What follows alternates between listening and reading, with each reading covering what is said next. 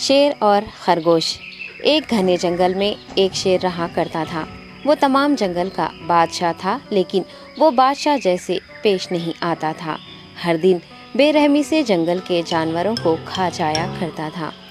شیر کے خوف سے جنگل کے جانور چھپ جایا کرتے تھے اور خود اپنی بھوک و پیاس کو مار کر سخت مشکلات سے دوچار ہونے لگے تھے۔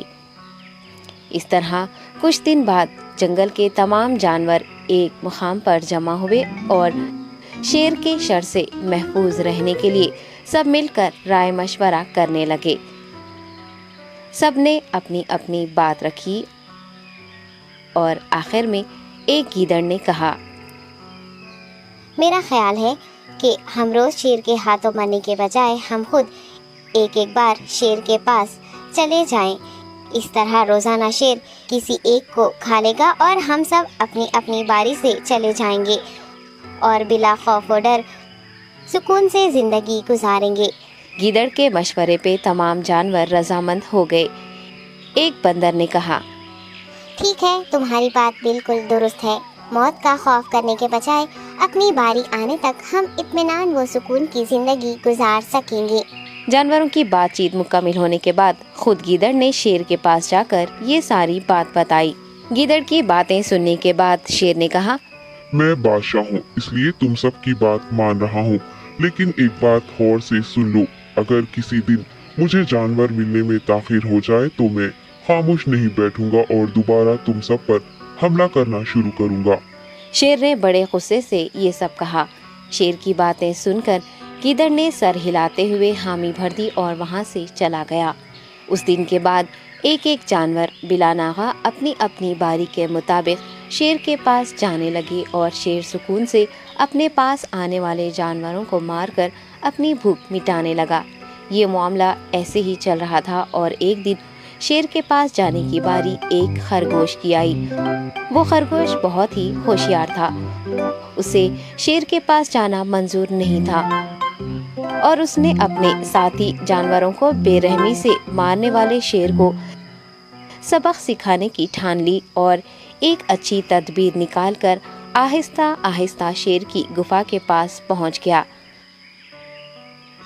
تاخیر ہو جانے سے شیر کافی غصے میں تھا اور خرگوش کو دیکھ کر غصے سے کہنے لگا، میں نے تم سب کو پہلے ہی کہہ دیا تھا، دیر ہو جائے تو میں خاموش نہیں بیٹھوں گا۔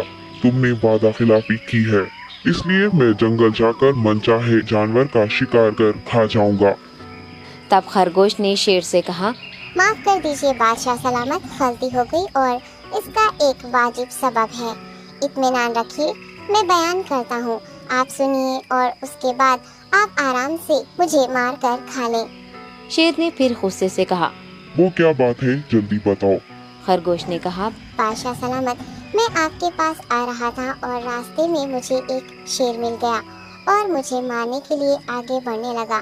میں نے آپ کی بہادری کی بات اس شیر کے سامنے رکھی، لیکن وہ شیر آپ کے بارے میں بہت برا بھلا کہنے لگا۔ یہ سن کر میں نے غصے سے کہا، تم ہمارے جنگل کے نہیں ہو، ہمارے بادشاہ کے بارے میں ایسی باتیں مت کہو۔ یہ سن کر وہ شیر مجھ پر حملہ کرنے کے لیے تیار ہو گیا۔